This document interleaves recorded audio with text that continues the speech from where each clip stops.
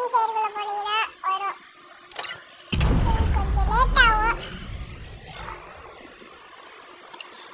வா வா வா. நான் guys ஃபர்ஸ்ட் டைம் போறப்ப வந்து